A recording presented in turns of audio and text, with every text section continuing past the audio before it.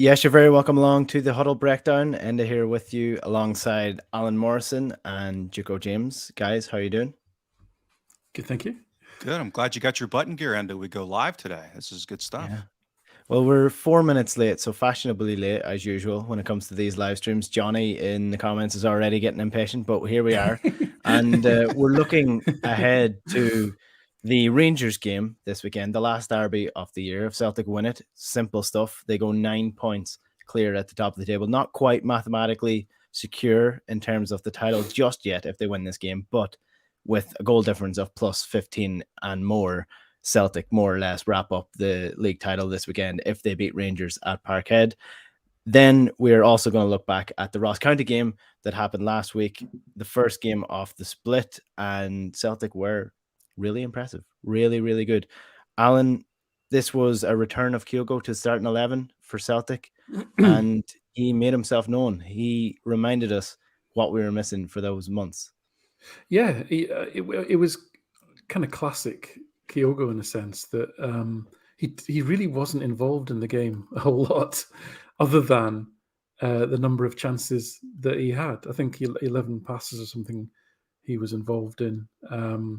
So it just gives you an indication of his level of kind of involvement in build-up play, and yet within that time it was on the pitch. He managed 5 shots, all inside the box, including that crucial opening goal, and after about 12 minutes, which kind of settled everyone down a little bit. Did miss a great chance to make it 2-0. Just needed to close his foot and put it in the other corner, but easy to say as the sort of Thursday afternoon quarterback. But no, so it was good to see him back. Like I say, I think he's a way off full kind of speed Kyogo, full fat Kyogo, if I can dare use that. But no, it was good to see him back. And I think the other aspect of the game was, again, it was another one of those games where it got a bit sticky kind of in the early part of the second half. And they sort of, again, they pushed 10 yards up the pitch. They started pressing a little bit more aggressively, and they started being a bit more accurate with launching their long balls onto Jordan White's head. And that created a few moments for them. Not great chances, but a few moments. And again, what was pleasing was that the subs came on from about the hour mark onwards, and actually, as has been a pattern this season, we gradually wrestled control back of the game. And again, if you look at the last quarter of the game, there's very little threat, if any. And again, that quality off the bench, it just makes such a difference. And that's, again, the quality that Celtic should have, given their advantages we've talked about many times. So I think that was a pleasing aspect of it. It was an interesting game. Other little bits that were interesting for me were the fact that Ross Callaghan was booked after 5 minutes by Clancy. And if you want to see what the impact of taking action by the referee is early, that is a classic example. Callaghan is there. I think he looks like a cultural fan of the other side, but I'm guessing the way he plays and his general demeanour. And he was obviously there to put himself around, as they say, launched into McGregor quite early on as well. He got booked after 5 minutes. I think that over-aggressive style, and that's what happens. And that also counterpoint to what didn't happen in the semi-final. And then the second thing was they obviously decided Carl Starfelt was just absolutely rubbish, and they just let him have the ball all day. And he just literally nobody pressed him, nobody went near him. They just said, off you go. So he had 17 pack passes, 4 progressive runs. I mean, it was an interesting feature, I think. And then that's the last bit of it, I think I would say, is just the fact that, for Celtic, the core of the team, Hart, Carter Vickers, Starfelt, McGregor, is just looking really solid now. It's looking really, they all look like they're in form. They're all kind of, they're all on it. Defensively, I'm talking about, really, more than anything. And I think that's a really kind of positive sign for the rest of the season. Mm-hmm. Yeah, for sure. Going forward, James, the style of play that Celtic have been implementing has changed throughout the season. You've got the Giakoumakis period where he was coming deep, collecting the ball, opening up wide to the forward lines. What Kyogo does is very different to that, and almost has a complete opposite effect on the team. He stretches the game the other way completely by getting him behind. And I think you saw that with the game at the weekend against Ross County. Yeah, definitely. And I think the most interesting aspect of the game with Ross County analytically for me was, it reminded me of Van Brockhurst's verse game against us and the level of kind of incoherence. I thought their game plan was pretty incoherent. So I was thrilled when I saw how they were set up and how they were playing in the first half, because it became a degree of confidence that if we were going to drop points, it was going to be one of those crazy games where we have 20 great chances and just don't score for some odd reason, like the one that Kyogo missed. That, you know what I mean? It was going to be one of those games if we were going to have a problem. But otherwise, I mean, they were just they set up in a way that was favorable, and not only favorable to us, but with the context of Kyogo playing in the role that he does. So yeah, it was. I would say it was a good performance, and one enabled by an opponent that wasn't terribly coherent. And my big fear was if they were going to set up narrow and deep and just turn it into one of those games, more of a Livingston game. That was where my anxiety resided. So, and that would be the situation where you'd say, oh, well, maybe a Giacomakis coming in could help on the margins relative to Kyogo, for example. But yeah, the way they set up, I thought it was kind of tailor-made for Kyogo. And, them, when they did get back in, they did narrow up a little bit, but then that left space, and their fullbacks can't handle Jota and one-on-one. I mean, it was like shooting fish in a barrel. These games are very much about getting over the line. So the manner of which Celtic got over the line at the weekend was probably the most impressive. It was just a really good performance from the squad, and bouncing back from that semi-final defeat just shows you the character within the squad as well. Moving forward to the derby this weekend, it is probably the biggest. I mean, we've said every derby was the biggest derby. This probably is the biggest derby of the season, because it means that Celtic can more or less wrap up the league title. If you haven't seen the Ange Postecoglou press conference just yet, the big key points from this is that Giacomakis and Kyogo are both fit for this game. He confirmed that. Near Beaton returned to training this week. Juranovic is out, still unavailable for this game. And he also had a lovely little dig about the European football situation going on. Obviously, Rangers playing in the Europa League semi-final against Leipzig on Thursday. He was asked if their run in the Europa League shows you how well Scottish teams can do in Europe. And Ange Postecoglou replied with, if you want evidence of how well Scottish clubs can do in Europe, there's a trophy just down the road that I can show you here, mate. So not impressed with the questioning once again was Ange Postecoglou. Guys, this is a big game, a huge game, especially since Celtic lost to Rangers in the semi-final. Celtic need to do something different. What is that going to be? That's the $1 million question, I guess. I have no idea. That's my big question. So I'm looking forward to what the answer might be. Crikey. You may very well say that. I think it will. I think we all know it will be do plan A better, really. And I'm not trivializing or going down he doesn't have a plan B, because hopefully, if people have been listening to this podcast all season, they'll know that I've been at pains to point out whenever Postecoglou does something different, which he has done at various points in the season.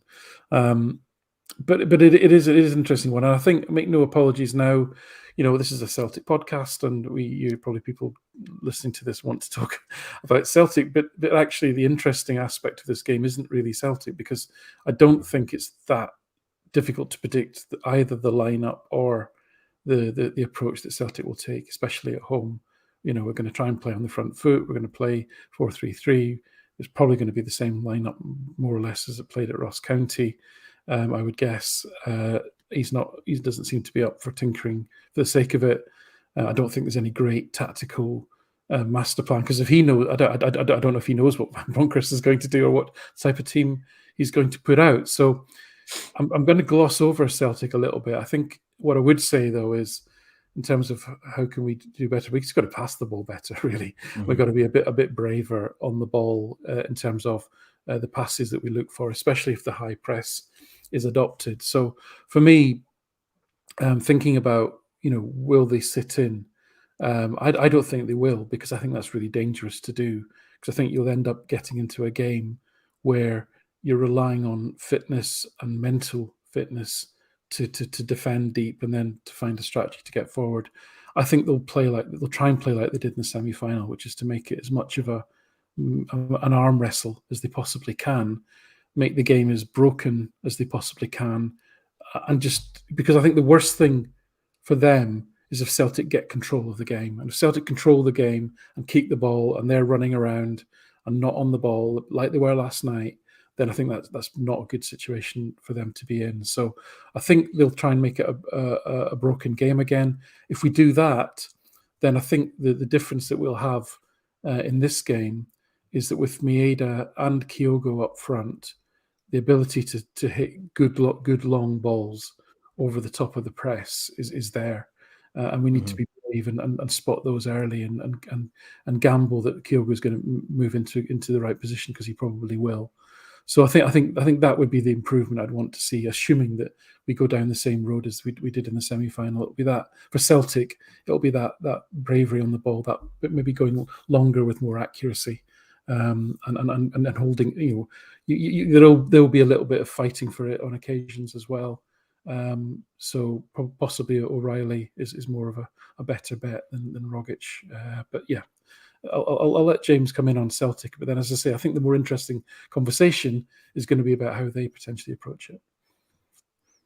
Yeah, I agree. And I'm going to co-opt one of Alan's signature phrases, is that I think the combination of Rangers playing more aggressive, meaning that they're probably not going to sit in. I agree with that. I probably wouldn't if I was them either.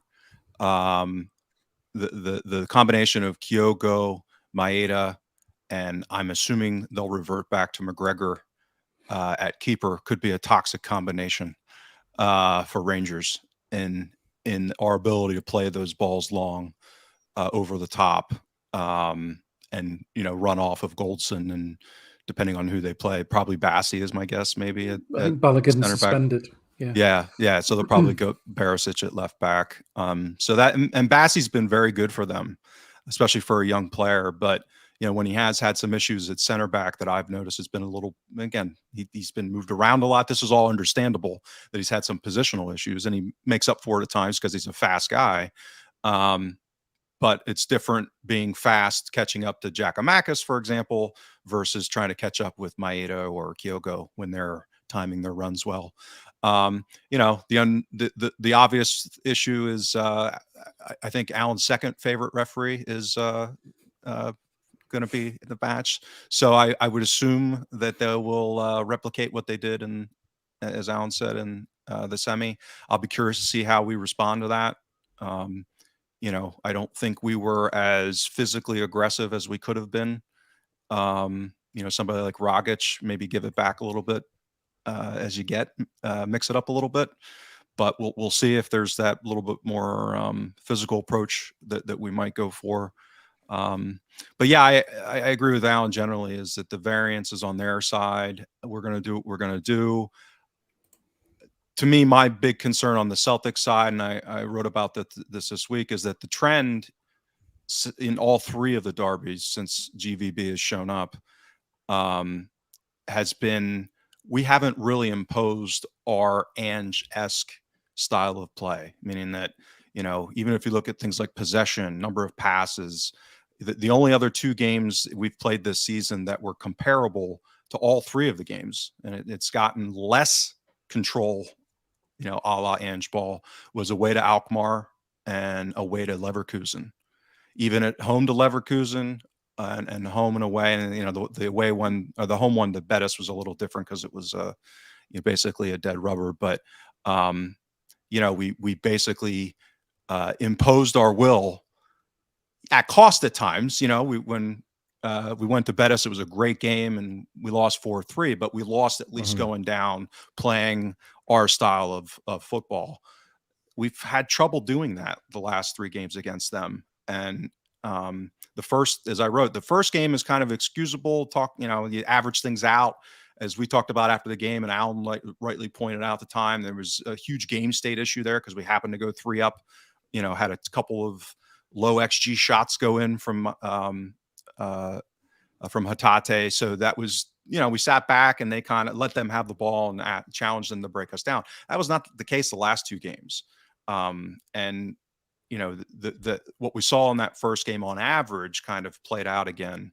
And I would say on an even increasing basis in the Cup semi. So what I really want to see is us to really impose more. And I want it to be, particularly because we're at home, I want us to play the way that we're going to play and kind of impose on them. Now, again, whether or not the refereeing and the physicality makes that difficult, that's going to be a question. And, I think that was a big element in the semifinal that could make it a challenge. But that's what I'm hoping to see anyway. Kieran Devlin had a good piece in The Athletic this week about this game and how he thinks Celtic should play. And he's essentially saying Celtic need to be more bold than they've been, rather than retracting into themselves and trying to be a little bit more conservative. They need to get back to what they did best. And if you think back to the nighttime game in Celtic Park that Abada scored the goal in, Celtic were extremely bold in the first half in that game when it came to the high press, the intensity of the press, and they almost got punished for it early on. I think there was a chance for Lundstrom maybe, or someone else. I can't remember exactly who it was, and it was saved by Joe Hart, and then suddenly Celtic take the lead, and then they're completely in control from that point. So I thought that was an interesting take from Kieran Devlin, and it comes into the idea that of what Andrew's trying to get across after the semi-final, that he felt that the Celtic players weren't brave enough when in possession. And I think that's a phrase that's thrown around a lot, and people often wonder, what does brave actually look like? For me, brave is taking the touch, turning with the ball, going at a player. It's not trying to play a 60-yard ball. That's not what brave means. Brave just means concentrating on what you're doing and not getting put off by a player up your ass. Just being calm in possession. That's what brave is. Tom Rogic tried to do that in the last game and was fouled a lot. If, say, for example, it's Matt O'Reilly, what does Matt O'Reilly do differently to Tom Rogic when he's being brave on the ball? What does he do differently if he comes into the starting lineup? Yeah, I think for me, and you're right, by the way, in terms of what is brave on the ball, is that ability to fight for the ball and get on the ball, even if you're being put under a lot of pressure. But it's not just playing the simple pass, like okay, I can knock it back 5 yards, and then I'll give someone else the responsibility. And you're really looking at your creative players to get themselves into a body shape and into a position where they can then play hopefully a forward pass, or at least a pass that's going to break open some space. And it's having the patience and the will to do that versus just dropping it off quickly, or it's something this is my daughter plays, and it's my one. I always know when she's nervous in the game because she almost plays first time football. She doesn't take the touch, and that's what being brave on the ball was. Take the touch, take the contact, keep the ball, and then do something with it. And that's what you want your creative players to do.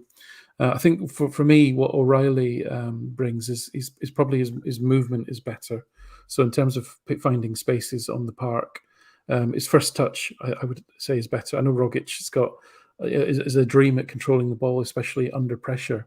But I think O'Reilly's ability to take a ball, a pass, and if you're playing longer passes, they're less accurate. So you're probably trying to bring it down, at different heights, at different velocities, rather than a 5-yard pass. O'Reilly's ability to master the ball coming at him from different heights and distances, I would say, is superior. Rogic, once he gets the ball, he's very difficult to knock off it. But I think O'Reilly's will get himself into better positions to start with, and I think he'll be brave in terms of when you get him the ball, he'll fight for it, he'll get it under control, and then if he can turn, then it's what are you going to do next? So that's why I would have him in there, and that's kind of what we mean. And as I say, the other dynamic that we didn't have in the semi-final was just that movement. And when you got Maeda and Kyogo, who are both excellent at making outside to in runs, or runs into channels, into space, especially if they go 4 at the back, which I don't think they'll go 5 at the back again, as they did last night. Then there's going to be space in the between the fullbacks and the centre backs that will be where those two especially will try and operate. Mm-hmm. So, I mean, we can labour the point on Giakoumakis versus Kyogo if we want, but I think it's more interesting just to assume that it is Kyogo that's starting in this game, because, I mean, you're probably saying he's the better option, because if Giakoumakis is just back, I mean, who knows how fit he is. So James, in terms of the Kyogo Maeda link up, we haven't really seen that this season so far, really. Pain is what you could probably predict for some players if you're talking about the amount of running they're going to do. Yes, Clubber, I agree. And that was probably, to me, the most exciting part of the Ross County game, is you saw some flashes of that, them interplaying and the movement, and it's the hopefully a window into potential of what we could see next season as they have more time to kind of work on that in preseason when they're both fit, hopefully. But yeah, it should be really interesting to see how that plays out. And I think and I suspect he'll go with Rogic. Alan and I are probably going to be denied our satisfaction once again.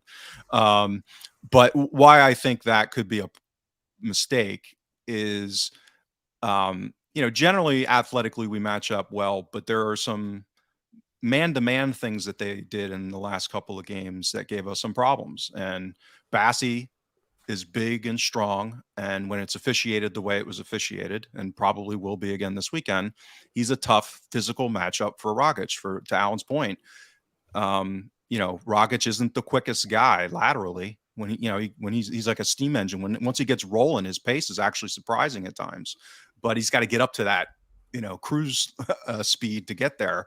Whereas O'Reilly's kind of got that more lateral quickness, and you saw that when he came on in the semi, that he was able to get away from Bassi more. Bassi moved as well, which changed it. But so we saw that with Aribo marking McGregor. Aribo's a big, strong, athletic guy, and that's a tougher matchup for McGregor than a Ramsey or somebody who's not of the profile that Aribo is. So I think the challenge we have is they basically man marked those two guys, not completely out of the game, but significantly limited them relative to also the officiating.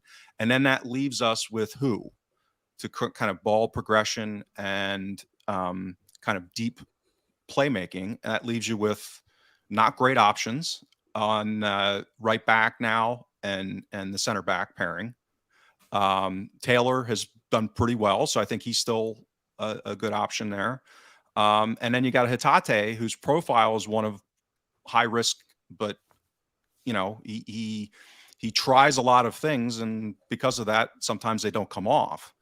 And he's not as secure, let's say, in his that's where O'Reilly's a mutant, because he takes risks, but his success rate is also very high.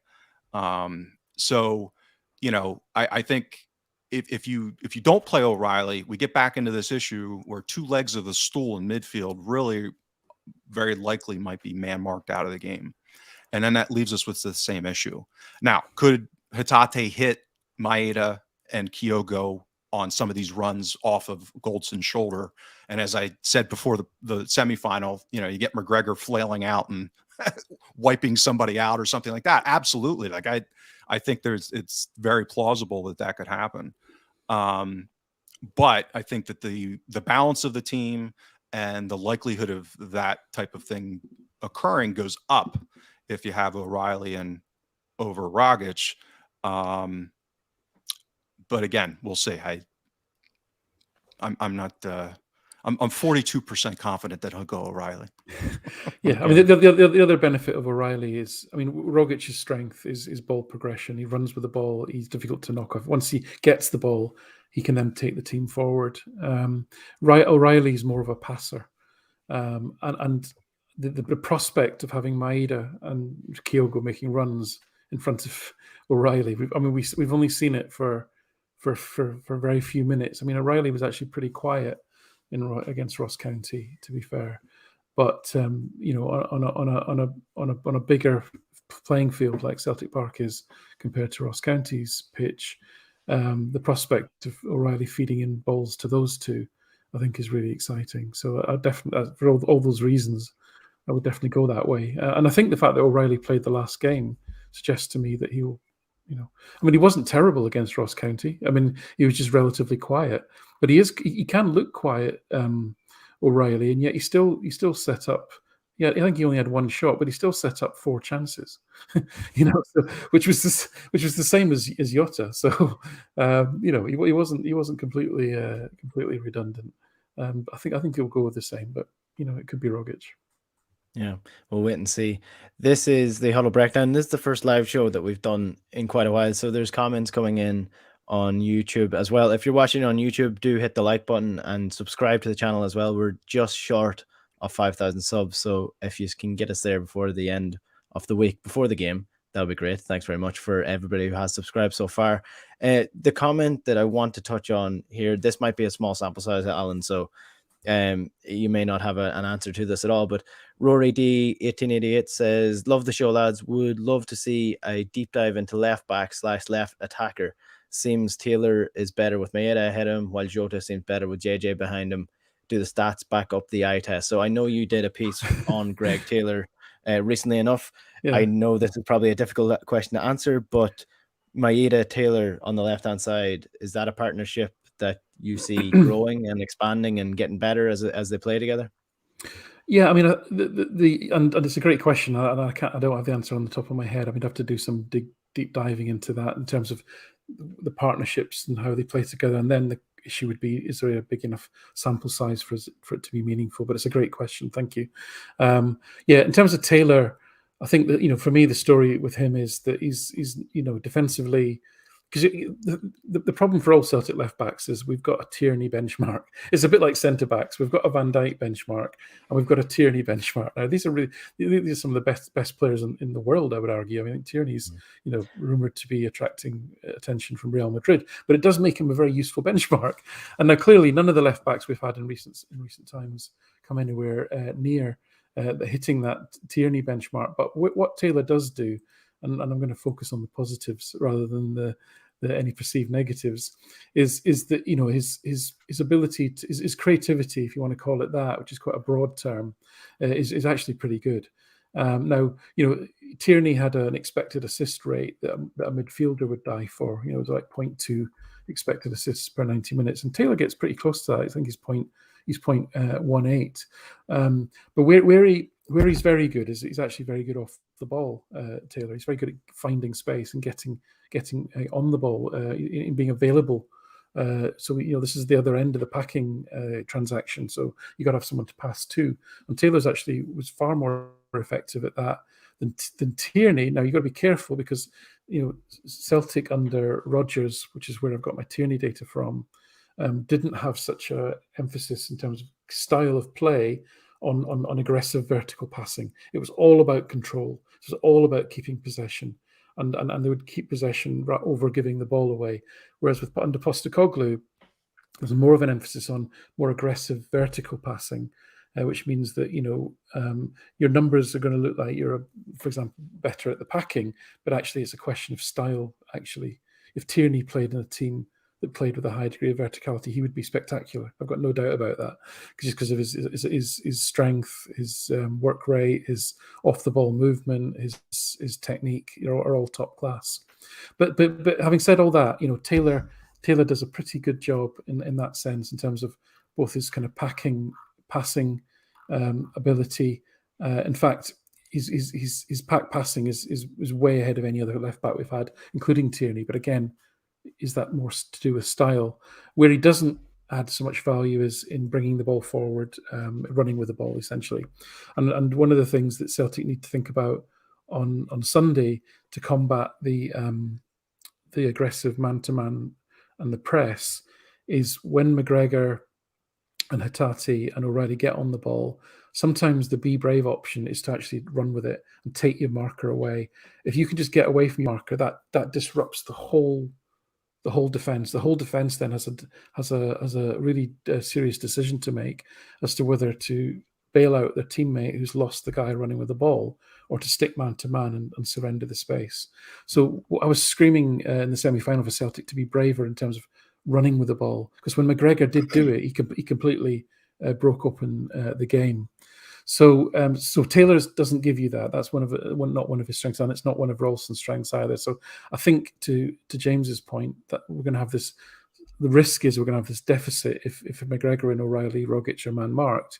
Do you trust Ralston, Taylor, and Hatate to break down Rangers' defence? I think Taylor's good passing wise, and I think with Maeda's movement in front of him, Taylor's actually pretty decent. I know he gives the ball away a lot, but he also connects quite a few times. So I think coming back to the question, him with Maeda in front of them is a nice combination. Maeda's pace and aggression and running ability. Taylor's good on the ball, really.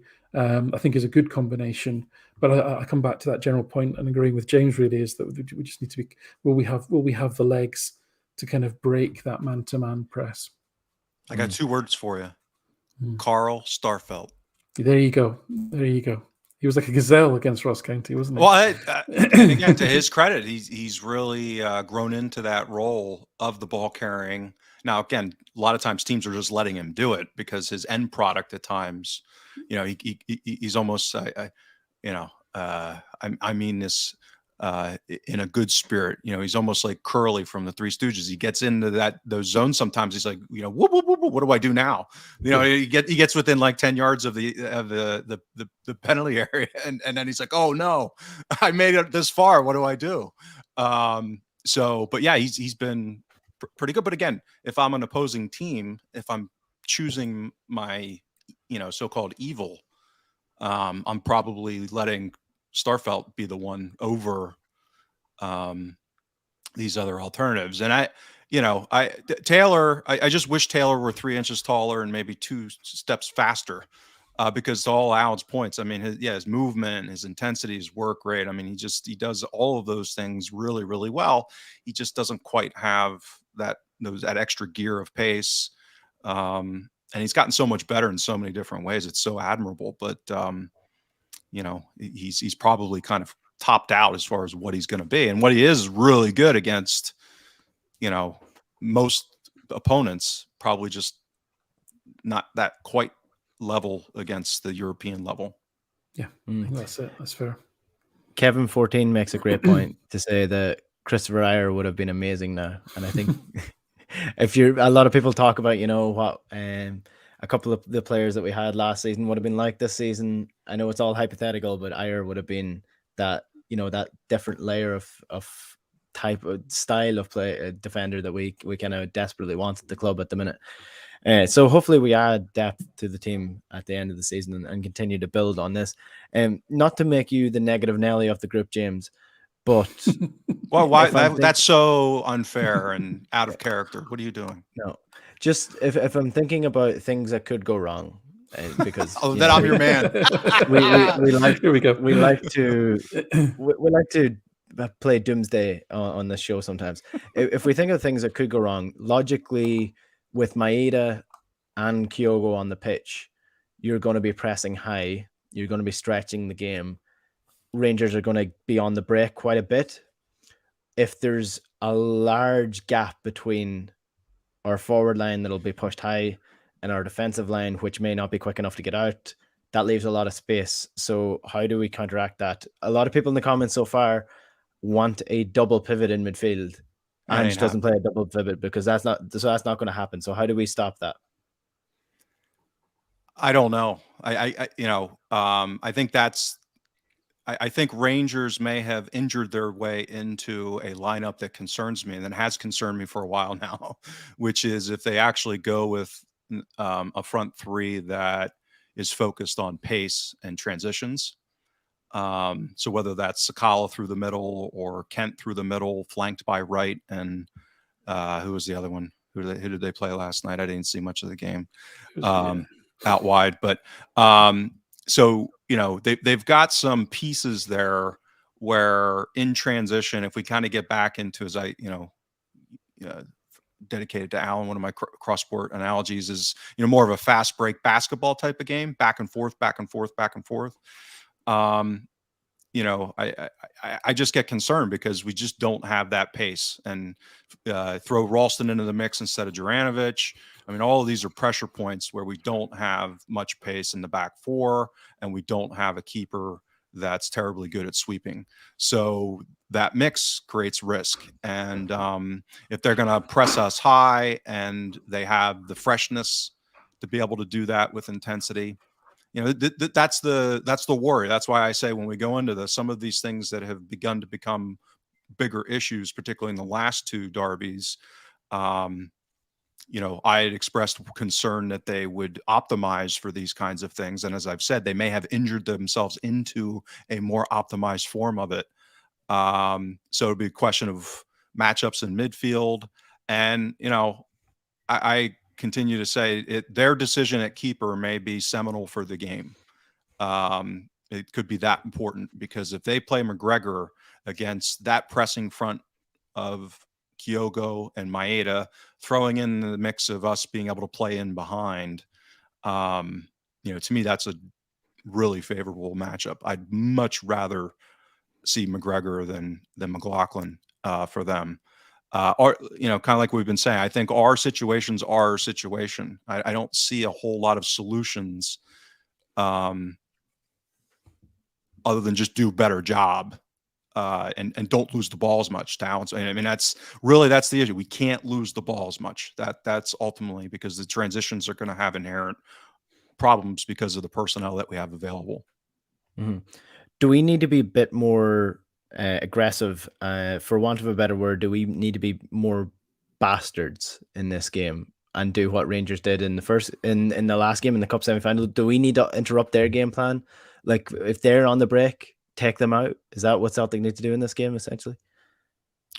Well, we did to a degree. I'm always cautious about getting outside of your personality. I mean, forcing things situationally. I think, you know, it's you know, if you know, on occasion, again, Alan, dedicated to you. If you're Muhammad Ali, early Muhammad Ali, and you're against Sonny Liston, you know, it was Cassius Clay, you don't want to get drawn into, you know, a war inside. You want to float like a butterfly and sting like a bee, right? So in some ways, we're more of the finesse team. That's what we're good at. To get dragged down into a punching match where we're just throwing haymakers back and forth physically, I don't think we're going to win that. McGregor is not as big as Lundstrom. You know, he's not as big as Aribo. You know, so I think we could do more of it, right? A little bit more of it on the margin. And I'd like to see a little bit more maybe snarling, I guess is the best way to put it, from guys like a Rogic. You know, if you're going to get roughed up, you know, I come from personal experience, right? I'm not a great athlete, but I played a lot of basketball growing up, and I played at a level that I probably wasn't good enough because I was that bastard.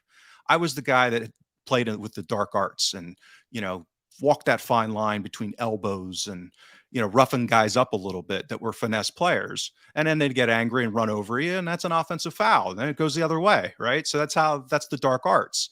And part of that is to get guys off their game. And one of the ways to kind of push back is to be a snarling prick. You know, I didn't like that when a guy would give it back to me in the sense of, okay, but they got to like walk McGregor, that fine. Like McGregor calling Barisic, calling him a shout bag. Yeah, exactly. So there's, you know, there's a line. You don't want to move out of your character of how you play, but you also need to snarl a little bit. And that's, you know, I didn't see that at all from Rogic in the last game. I mean, he doesn't. Like in my old days of playing, I would have been drooling to face Rogic in that game, right? Because he looked like a guy that was being affected by the physicality. And I, you know, so I think it's just that kind of thing. It's a mental thing and saying, okay, I'm not putting up with this bullshit. I'm going to make you pay for it, rather than, oh, woe is me, I don't like this. Yeah. So just as we begin to wrap this preview up, then I guess the way that you described them, or described us as more of a finesse team than they are, given the idea that this title apparently means nothing to them, now that it's out of their grasp, Alan, almost 9 points clear out of their if grasp. Don't be a Celtic- jinx. almost out. I said almost out. Did I not? No, you didn't. Yeah. You said out of their grasp. Wow. Almost. I'm too almost, superstitious for that. All right, go ahead. You're a clever lad, Enda. You're Irish, for God's sakes. You should be worried about these things. Come on. That's not a good answer, Enda. This league's very important. You're clever lads. You can work that out. Yeah. What I was going to ask was, going forward, if Celtic do end up winning this game, Thank you. I mean, that is the league title essentially over. Yeah, I mean, there's 3 games left. There's going to be at least a plus 17 goal difference or whatever it is. So yeah, it's done. It's done if Celtic win. And I think the best way for them to do that is to play their own game better, as we've said. One interesting little thing about how they've adapted to the injuries to their strikers is a significant increase in long balls. Right. So if you look at their average for the season, they're about the same as Celtics in the SPFL, around low 60s in terms of long balls attempted per game. It was 73 in the game against Celtic, 77 against St Mirren, 73 against Motherwell, and 74 last night in Leipzig. So, I think they'll go the same. They're going to go long and early, and therefore, try and probably go with pace up front. So I think Wright and Sakala have probably got the same weaknesses in terms of they're not particularly strong on the ball. They're easily knocked off it. They don't necessarily. I think Sakala doesn't make great decisions. I think Wright's better on the ball. He's a good passer. Sakala's probably a better bet for a goal. So take your pick really as to which one plays up front with Kent. But I think what they're going to do is they're going to go long and they're going to go early and try and hit that gap between Starfelt and Carter Vickers and Hart. Because again, I'm the same as James. I'm worried about the lack of pace in the Celtic back line, compounded by Juranovic not being there. Now the question: Do you think they'll go more centrally towards the centre backs rather than over the top of Greg Taylor? Well, it'll be down they'll try and hit the half spaces between the centre backs and the. Now against in the semi-final they played exactly the same as how a lot of SPFL teams played against Celtic. They tried to hit Roof and Aribo with long balls on top of Starfelt and Taylor. Now they could do a little bit of that if Aribo plays on the right. Possibly they will go down that route as well. So these are all the kind of weaknesses that we know about and things to look out for. I suppose for me the key is if Celtic can exert control on the game and can keep the ball, there's bound to be tired minds and tired bodies on their side. I mean, if you look at the game last night, especially Aribo and Kent, they had the most pressures, the most counter pressures, and they also were the ones that carried the ball the most up the park. These are all really tiring aspects of the game. I mean, Aribo had a really good match, and when he was played centrally, he was really effective, and they pushed him out to the wide right. It was less so. But those 2 players, I would say, are their best bet for getting up the pitch and keeping the ball up the pitch and creating something. And they're the ones that I would say probably exerted the most effort and would probably be the most tired of all their players. So that's a little bit of hope. So we need to get width in the game, which is what Leipzig failed to do. I mean, Leipzig's tactics last night were just dumb beyond belief. They played 3 clever players in the middle of the park up front, and then tried to play through 6 players. It's never going to work. There was a wall of 6 deep, low, big, strong players sat in front of the 18-yard box, and they tried to play intricate passes through them all night. They never went wide. If they had gone wide, there was nobody in the box because the 2 strikers kept dropping to collect the ball. And listen, they did a good job. They did a good job of playing a very low, classic, park the bus European away performance. Now what Celtic need to do is obviously exploit the wide areas, which I think is what we did in the 3-0 game. Move the centre backs out of position, get overloads in the full back areas, because we know that Tavernier, Barisic, Tavernier especially he's great going forward, not so great in defence. So this is the thing, and then we need to have some presence in the box, and this is where I think we're starting to see both wingers, when Celtic have got the ball on one side, then the other one will make that back post run. I think that's something which is starting to work really well now. So Celtic have got to get the ball into those wide areas and create those overloads. That's how they got success in the 3-0 game. But it's all about control. They've got to get control, and if they get control, you're playing against going to be quite a tired team by the end of the 90 minutes. Yeah. So when you say get the ball out wide, is it going to be Jota as opposed to Abada then? And Maeda and Kyogo up front. A lot of people have been asking or have been saying Kyogo and Giakoumakis in the comments. The Egyptian King has just commented saying if Celtic play Gigi and Kyogo together up front, it will be a joy to watch. Another couple of people saying that Ange should tinker with the formation, try to get both of them into the team. Ange did play Kyogo and another striker up front this year in the last derby, in the first derby of the season. That was the defeat, and it was Edouard playing through the center that day as opposed to Giakoumakis. And his biggest frustration and the biggest thing that he was criticized over the game was not playing Kyogo through the middle. So I would be surprised if Kyogo and Giakoumakis both played in this game. I can't see that happening. I think it's going to be 2 out-and-out wingers and Kyogo through the middle, right? Yeah, absolutely. I mean, I come back to the same point as I made about the other week, which is, what has Maeda done to get dropped, and what is the evidence that Postecoglou tinkers around to that extent? Common sense says we'll play pretty much the team that started against Ross County. I would be my bet anyway. Yeah, James, anything else you want to add to this? No, I just I get why, but my personal assessment is that the Giakoumakis over Kyogo narrative is insane. Okay. Do you want to expand on that? Well, to a lesser degree, it would be like saying I prefer Hartson to the King. Yeah. Right? So if the King's back, you play the King. He just offers so much more. Do you think it's recency bias? Of course it is. And again, Giakoumakis played really well against lower SPFL teams for the most part. He had one good game against Rangers. And outside of that, again, it's this classic issue of extrapolating domestic performance levels, and then can it scale up at a different level against a different opponent playing a different kind of game. And to me, the idea of thinking that Giakoumakis is a better striker for this game than Kyogo is nuts. I think it's a bit like the Juranovic over Ralston debate a little bit. And this isn't a slight on any of these players because they've all been brilliant this year, including Giakoumakis and Ralston. But it just naturally, looking at Juranovic, you're not going to say that Anthony Ralston's a better footballer than him. Like if you look at just his touch, the way he moves the ball, the way he runs with his head up the entire time, Juranovic is more of a natural footballer, whereas, Ralston works hard and has produced some really good performances this year. It's sort of the same with Kyogo and Giakoumakis. Kyogo just has a lot more strings to his bow than Giakoumakis does. That doesn't mean Giakoumakis is a bad footballer. That just means that Kyogo's better. These things happen, and you play your best striker.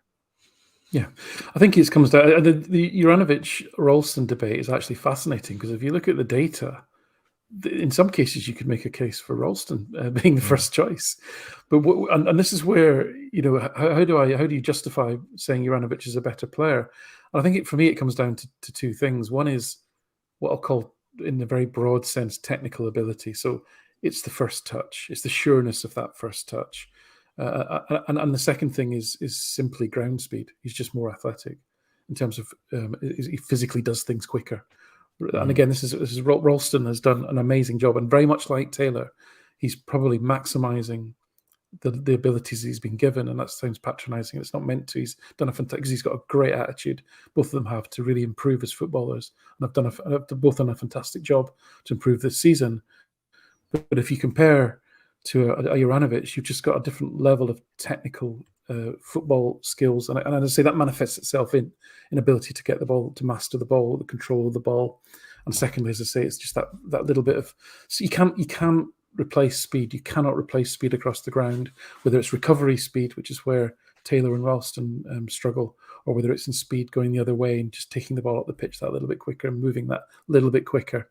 And it comes down to with O'Reilly and Rogic as well. O'Reilly just sees things that little, we're talking fractions of a second quicker than Rogic, and that counts for a lot at the top of professional football. The only other point I wanted to throw in, Enda, was just the fact that given what we've said there about they are as a team going longer in the last 5 matches and quite noticeably so.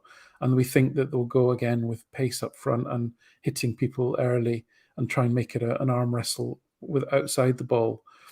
What Celtic did really well at Ibrox was they nullified Goldson and Jack and Lundstrom, who are all really good passers of the ball from deep positions. They're all good long passes of the ball.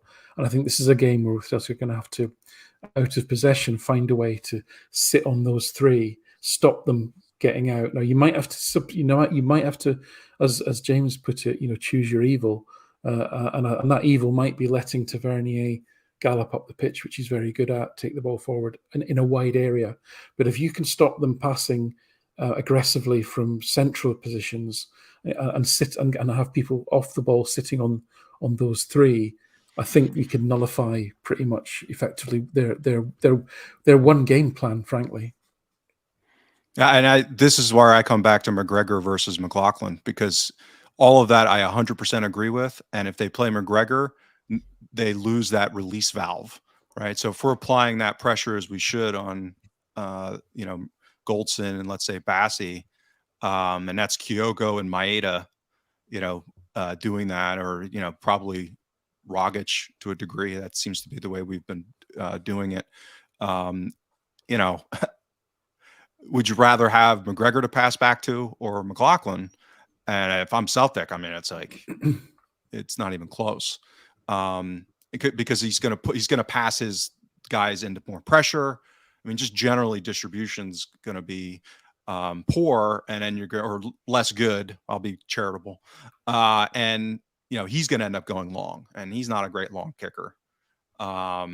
So again, if we pick our evil, I'd much rather have McGregor on the ball than Goldson pinging cross balls or Lundstrom or these other guys. So with them playing the game of chess, if they were to play McLaughlin, I think that would then give us a much harder decision as far as who we press when and the efficiency of the press. Whereas if they play McGregor, I mean, it's like, again, you're basically chopping off one leg of the table. Yeah. So your favorite time off the show, that is the predictions time. So what do we reckon for this one? I genuinely don't have a sense at all, really. I wouldn't be surprised if they play relatively conservatively and do a number again in terms of stopping Celtic playing. The problem I've got at the moment is I don't think Celtic have got the players to counter that style of play that is going to be imposed upon them because of the fullbacks, and Starfelt especially at the back, and Hart as well. You've got 4 out of the 5 at the back who are just not comfortable playing out, and I think this is a game that's going to demand. It's almost a game where if you were being kind of creative and different, you would actually put Bitton in there and say to him, right, when you get the ball, I want you to look long and I want you to ping the ball 50 yards. That's not going to happen, but that's almost so. I don't know. I think if we get a 1-1, I think we'll be pretty happy with that. James? Well, I'm for the first time in 28 months, I'm going to be watching the game with a Celtic supporter who's not my adopted 80-year-old Peruvian father-in-law, who I've turned into a Celtic supporter over the pandemic. So I'm going to go 4-3 Celtic. I think it's going to be a back and forth rip snorter. I think we've had the potential for that in the last 2 games where both teams have generally been awful in the final third. And because I'm going to finally get to watch the game with some other supporters, I'm going to be selfish and say that it's going to be an epic back and forth, and we're going to win Well, let's hope so. Specky Hot Dog 84. I don't know if that's the same Specsy guy that was doing the rap outside Celtic Park last time. Hopefully not. 3-1 he's going for. Gary McDowell's going for 2-1 to Celtic. Kevin's going for 3-0 to Celtic, I presume, as well. I think it's going to be tense. I'm going to go with 2-1 to Celtic. 2 or 3-1 to Celtic, but hopefully they get the win as well. If you want to get another preview of this show, you can check out my video with Ryan Fitzsimons from the Celtic the Thunder podcast. It's part of the Road to the Title series that we're doing on the channel. It's available now as well if you just check out the rest of the videos on the Breakdown Inc. YouTube, and subscribe to the channel as well. We're nearly at 5,000 subs, so it would be great to get there before this game kicks off. I'm actually going to miss most of this game.